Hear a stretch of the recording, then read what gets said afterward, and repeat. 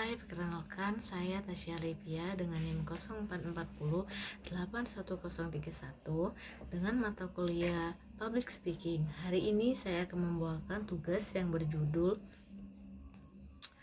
Naskah Pidato Literasi Data Kekuatan Tersembunyi di Balik Keputusan Bijak. Selamat pagi rekan-rekan akademisi muda dan agen perubahan. Coba ingat-ingat, apa hal pertama yang Anda lakukan saat bangun tidur? Buka handphone, doom scrolling Instagram, TikTok, atau Twitter. Sebagai Gen Z dan akademisi muda, kita adalah generasi yang paling kenyang mengkonsumsi informasi digital. Berdasarkan laporan dari We Are Social and Midwither, rata-rata orang menghabiskan waktu lebih dari 6 jam sehari untuk mengakses internet.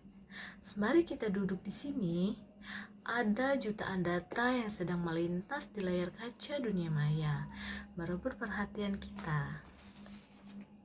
Namun, pertanyaannya, apakah kita benar-benar memahami apa yang kita baca, atau kita hanya sekedar menelan mentah-mentah apa yang kita dapat dari informasi tersebut?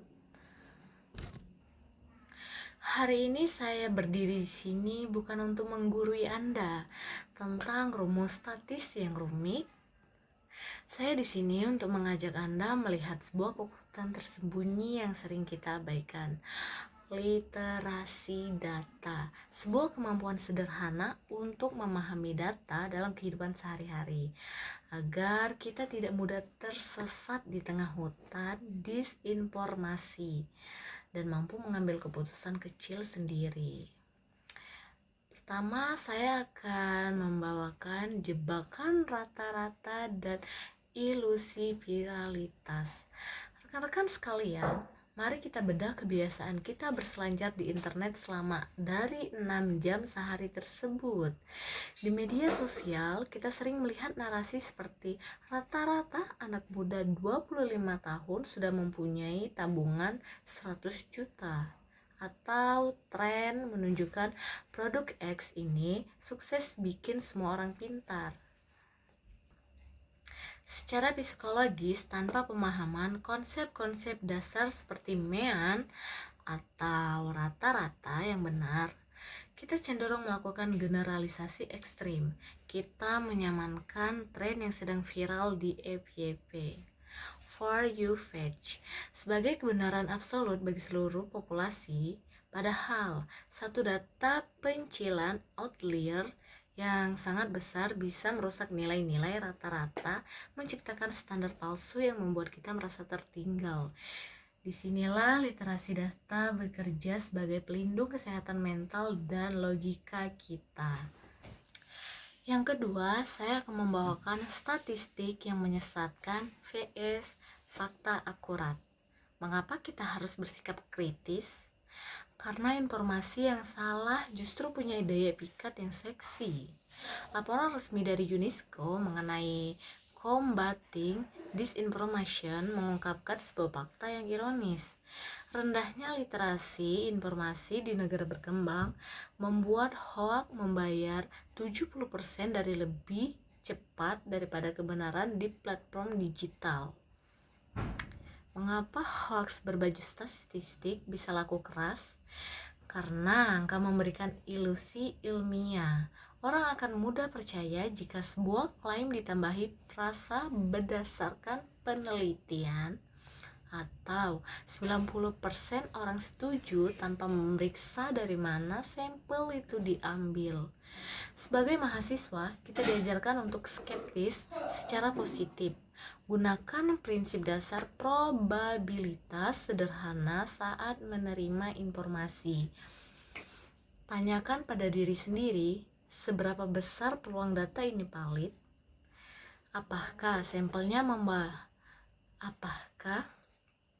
sampelnya mewakili realitas atau hanya sekedar teknik cherry picking untuk mendukung narasi sepihak? Yang ketiga, saya akan membawakan literasi data sama dengan senjata wajib masa depan. Jika Anda berpikir literasi data hanya digunakan untuk lulusan mata kuliah metodologi penelitian, Anda keliru. Ini adalah masalah bertahan hidup di masa depan. World Economic Forum (WEF) dalam The Future of Jobs Report mencatat bahwa analytical thinking, berpikir analitis, dan information literacy, literasi informasi, masuk dalam 10 besar keterampilan yang paling dibutuhkan di dunia kerja. Memahami data bukan lagi sekedar hobi para ilmuwan di laboratorium. Di dunia kerja modern, siapa yang mampu membaca data? Dialah yang memegang kendali. Kemampuan ini adalah pembeda antara pekerja yang hanya bisa mengekor instruksi dengan pemimpin yang mampu mengambil keputusan taktis berbasis bukti. Baiklah, rekan-rekan mahasiswa yang saya banggakan, data ada di mana-mana, mulai dari hitungan kalori di aplikasi kesehatan kita, statistik waktu layar ponsel, hingga kebijakan publik yang menentukan arah bangsa ini. Menjadi melek data bukan berarti kita harus menjadi ahli matematika. Menjadi melek data berarti kita memilih untuk berhenti menjadi korban manipulasi informasi. Sebagai agen perubahan, mari kita ubah kebiasaan kita. Mulai dari ini, ketika melihat sebuah infografis atau klaim bombastik di media sosial. Sering sebelum sharing, pertanyakan sumbernya, lihat konteksnya, bukan hanya angka indahnya.